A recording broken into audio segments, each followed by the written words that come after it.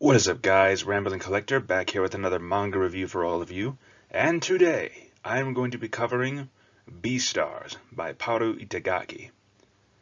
To be honest with you guys, I know the stigma around this manga. I know for a fact that a lot of people say, well, it's for that weird crowd of fans and whatever. And honestly, I would have to solidly disagree. While it might seem that way at first, this story actually is very compelling, very dark, and honestly, just a lot of fun to read, especially when you ignore the whole stigma around it. Like, if you are curious about it, I would actually recommend picking it up. But for starters, let's go ahead and just get to talking about it now, shall we? So to start off with, I really do like the style that they put in for the manga covers, like to make them stand out more. Like each manga volume has a specific character that essentially is going to be like the main lead here, but it also shows a progression of the story. For instance, I like how in the first one it shows Legoshi in his like student uniform. Here, like the striped pants, the suspenders, the white shirt, tie. And then in like volume 7, you have Louis here in his mafia boss get up with the dark suit, dark green shirt, tie, and everything else. And then of course you have the main villain of the current arc that I'm reading, dressed up in like that Hawaiian shirt to make him look unassuming. And in fact, in the manga, he does wear a mask to hide his mouth for spoiler reasons, which I will not get into. But anyways, the one thing I definitely liked regarding the story of Beastars is how this whole society of just predators and preys is literally standing on a freaking tightrope the entire time. There is a stigma between the both of them, how some predators will view prey animals as just that, food. But then, of course, you've also got the predators who just want to live their life, who just want to be left alone, who just want to essentially just make friends with the prey, but the prey always have that fear instinct around predators. So in all honesty, whenever I look at this, I say that this is really a messed up society balancing on a massive scale. And honestly, it's fun to see the nuances spread out around here. Like, you even see some of the outcasts, like hell, poisonous reptiles and those who are like the offspring of predators and prey together are essentially treated as outcasts throughout this entire society. And to be quite honest, that's one of the big things that it is about society between predators and prey and how they can learn to coexist whilst balancing on the edge of a knife. Because, to put it simply, predators are like 1 second away from snapping half the time. Because they can suppress their urge for meat as long as they can, but at some point they just snap. And that is why the black market exists, for those who want to grab some meat illegally, but just to not get caught. And honestly, this whole story is a very sad one. When you see that there are just some citizens within the story who are just wanting to live their life, be left alone, and in the end, they just can't ignore their instincts. Honestly, but I do like how this story shifts its tone between either high school drama, based on whether they're at Cherryton High Academy, or if it's like a super dark crime story when you have it in the black market or investigating murders and such like that. Hell, one part of the story, it's like a full-on murder mystery, and I absolutely love that, how it doesn't stay consistent with one tone. It gradually gets darker and darker the more you read, and honestly, that is one thing I do appreciate. It allows you to be able to hook to the story due to the changing of themes even more so. And honestly, the art style itself is freaking amazing. Like, there are moments where it looks like really dark and really intimidating. Like, there are moments where the animals will go savage, and it shows in the art style when it's like an action sequence and it looks rougher, looks more terrifying even too. Especially when the predators start going full on predator mode, and you can see their teeth coming out, they're starting to get more bigger and more terrifying. Hell, this actually scared me a bit when one of the characters gets so tall at some point that they're scraping their claws against the ceiling and leaving these huge gouges in there. Honestly, this is just me rambling a little bit here, but I do like the characters here and the story itself. The characters are what really makes the story breathe and move along. you see a lot of these characters conflicting with themselves, and it's just, you just want them to be happy at the end of it all. But you know for a fact that because of the society they live in, that is pretty much not possible. I mean, you can't really evade your instincts for long. And that is the sad truth throughout this manga. And as of right now, I am currently at volume 17, and I'm honestly going to be very sad whenever this manga does end in English release, as this is by far one of my absolute favorites. But, anyways, enough of rambling about that. Let's move on to some of my favorite characters in this series, shall we?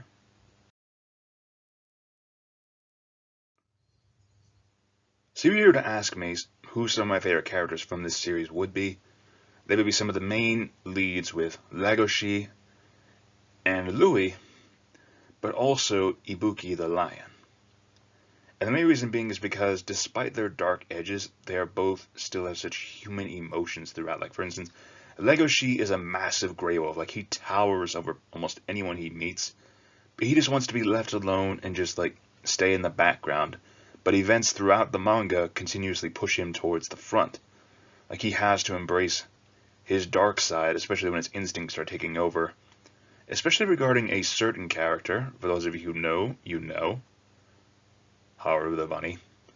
But anyways, so it shows him having to struggle with those relationships that he has between those he cares about, whilst also learning to embrace his carnivorous nature. Not to the extent of eating meat, but just like embracing that he has these instincts and just learning how to overcome them. I actually find that really admirable for the fact that he sees these challenges before him and he's trying to overcome them in his own way. Like, hell, he actually overcomes his craving for meat to such a degree that it is absolutely amazing how he's able to overcome his own instincts. That adversity in there. Now, in regards to Louis, Louis is a complicated character. I can see what he's trying to do. He's essentially a prey animal who's trying to overcome his own status by essentially trying to be as tall as any carnivore in regards to status, attitude, and all that stuff. But in the end, you see him still struggling with his own instincts as well as his own self-hatred in regards to that. Hell, at one point he actually becomes the leader of a crime and syndicate at one point just to kind of move out on his own and do his own thing, trying to prove himself to be stronger. And it's honestly fascinating to see these characters going through that internal struggle. And then of course you have Ibuki, a mob boss character who essentially is one of the big supporting characters throughout the second arc in the manga, especially in regards to Louis, how he essentially takes care of Louis all the way through. Knowing that for the fact that with Louis trying to eat meat like all the other carnivores just to blend in, he actually provides Louis with some of the vegetables so that he doesn't wind up starving himself to death. And it really just goes to show that despite the fact of how he's a big, vicious carnivore, especially a lion for that matter, like one of the big cats, despite that, he still shows a very compassionate side, a very human, compassionate side to those he meets, especially Louis, whom he respects to a major degree. And at one point in the manga, I actually felt pretty sad regarding his fate. I'm not going to lie to you guys. I actually was a bit confused at first, but then when I realized his main goal there, I actually felt a bit sad about that. I'm not even going to lie to you guys.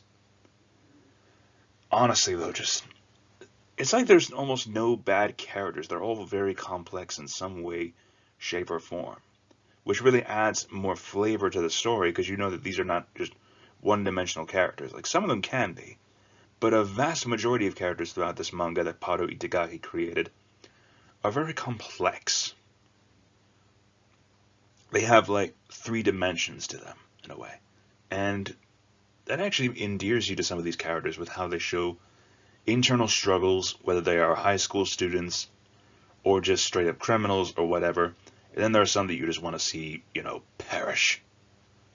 I won't say who, but you guys who have read the manga, you probably understand what I'm talking about here. But anyways, these are just some of my favorite characters from the manga. Like Legoshi, Louis, and Ibuki were definitely some fun characters to read with. And I severely hope that by the end of it, Louis and Legoshi at least have some form of happiness by the end, especially considering the struggles that they go through. But, anyways, let's move on to another topic, shall we? Now, for those of you who are interested in Beastars but aren't quite sure about it, I actually would recommend this little anthology, Beast Complex, which was actually created by Paru Itagaki before she created Beastars. As a matter of fact, this is like the, I guess you could say, base plate of it, like the starting point of Beastars. And Beast Complex, I one time picked it up out of curiosity and just because I wanted to see more of this world. And I gotta say, for a little manga anthology, it does so very well in really laying out the groundwork of the Beastars world, like especially for some adults.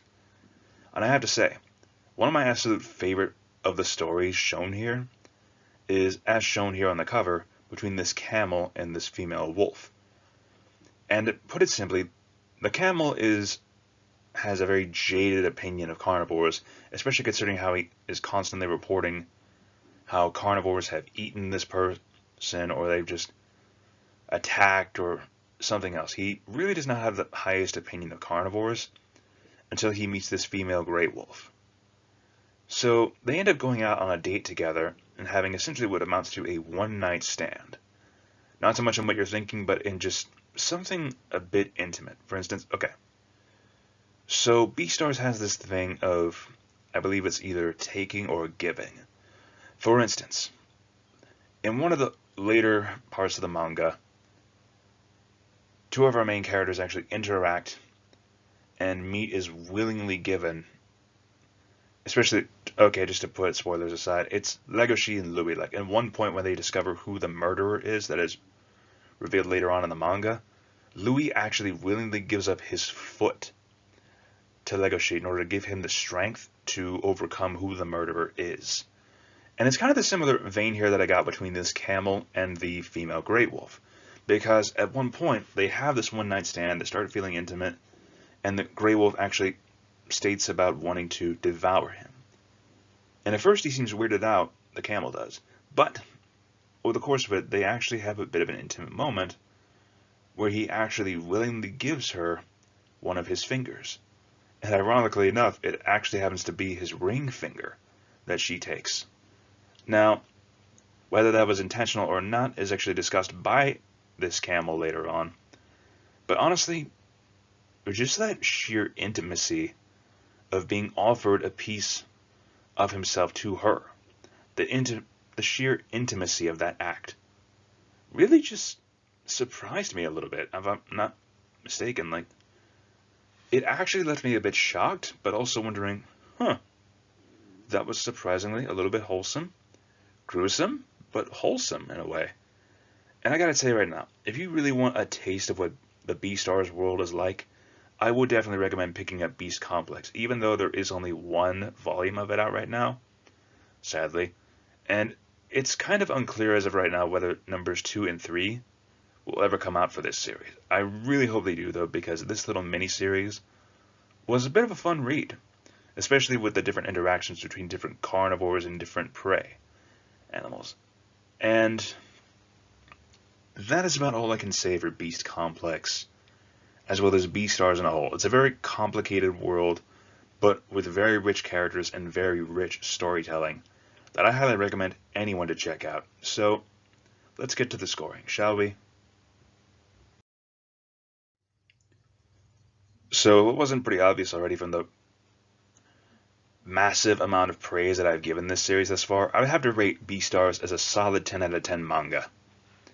Just for the great storytelling, good characters, and a rather fascinating setting. Like, a lot of people call it Zootopia, but for adults, and I do have to agree with that assessment. But there's a lot more to it than just that. Whereas Zootopia would normally just scratch the surface, Beastars really dives in deep into this whole society of predators and prey and how they manage to coexist among each other. I wish I could honestly give more of an elaborate explanation, but for those of you who are curious, I definitely would recommend checking this manga out, especially if you're in the mood for a good story. like I was when I finally gave into my curiosity and picked this manga up for the first time. All in all, I definitely recommend this one. And for those of you who are interested, or for those of you who have read it at all, let me know what your thoughts were in the comment section down below. And if you have any other manga that you want me to review at some point in the future, also let me know in the comment section down below. For those of you who have been here up to the end of this video, thank you again for listening to this crazy man's ramblings. And this is Rambling Collector signing off, and I will see you all again in the next video. Have an awesome day. Bye.